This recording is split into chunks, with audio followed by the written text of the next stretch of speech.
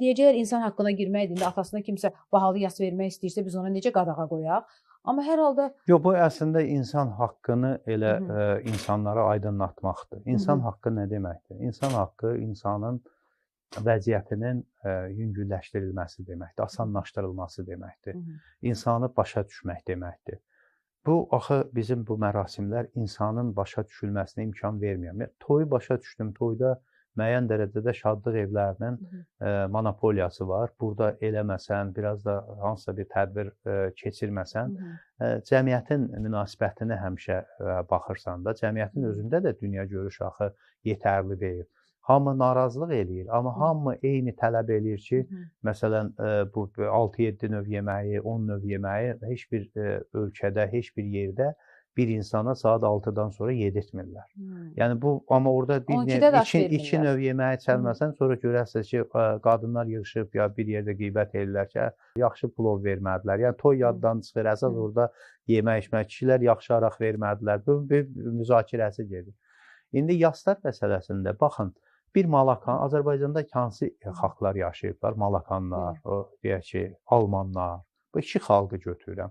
İki xalqın yaşadığı mühitdə yaratdıqlarına siz diqqət eləyin. Çünki bunların birinci növbədə hər bir xalqın önəmli olan icma mədəniyyətidir. İcma mədəniyyəti bizdə yoxdur.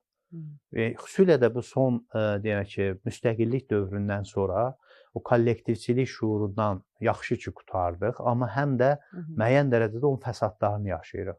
İnsanlar fərdiləşəndə daha çox icma yaratmağa maraqlı olurlar. Bizdə isə fərdiləşən insan daha çox feodal qalası arxasında gizlənməyə. Bizdə görürsünüz, bütün evlər feodal qəsridir. Hamı qəsrin arxasında gizlənir. Heç kim çölə Alman kimi bir dənə taxta vurub çəpər çəkmir. Bu nədən deməkdir? İnsan özünü gizlətməkdən xoşbəxtlik tapır. Amma məsələn, indi kəndlərdə artıq bu tendensiya gedir, kənddə də indi yaşayan azalıbdır. 30 nəfər bir yerə yığışır, deyir ki, gəlin biz öz işimizi asanlaşdıraq da. Nə ehtiyac var buna?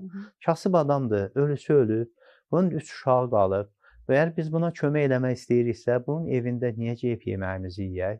Elə 5-10 manat pul yığaq, kənd cəmaatı.